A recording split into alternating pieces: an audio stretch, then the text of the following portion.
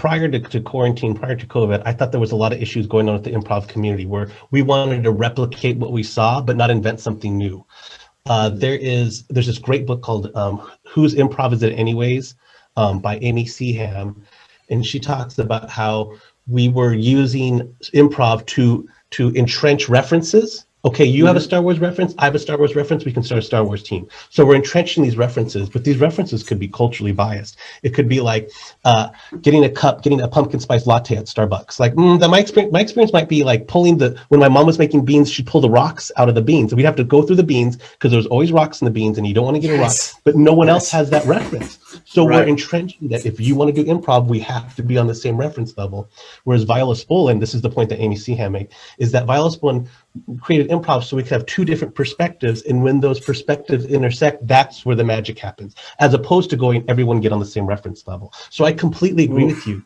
I think that there's something really valuable about going to tons of different schools, and going, that's cool how that school does that, that's cool how that school does it. But I completely agree with you. We cannot replicate what's already been done. That's not really improv. It's just finding different finding bits in workshops and then putting them on stage because you know they work.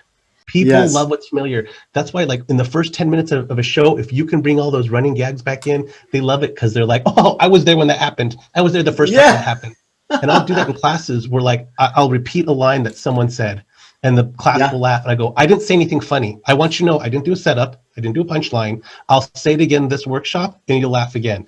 And the workshop will go on, and I'll say it again, and people will laugh. And I go, it wasn't funny. If there was nothing ironic about that, I just repeated what you had heard, and people love what's familiar. That's why, like in bands, the lead singer gets the most attention because people can relate to the words more, as opposed to like the drums. People love what's familiar. So there's another book, another journal I read, that we can't learn to be creative. We can't learn to be more creative, but we can unlearn to be uncreative. Because as a kid, we like synergize and we pretend to be a cowboy when we're a cowboy, and I'm a transformer and my transformers play with my Legos, all that kind of stuff. But then as we grow older, sit in your seat, raise your hand when you need to speak, and don't use the bathroom unless I give you permission to use the bathroom. So we unlearn to be, we learn to be uncreative. But as adults and through improv, we have to unlearn to be uncreative, because the theory here is you can't be more creative, meaning you're still limited by your references, your history, your experience. I heard this great quote that you are, or the human being,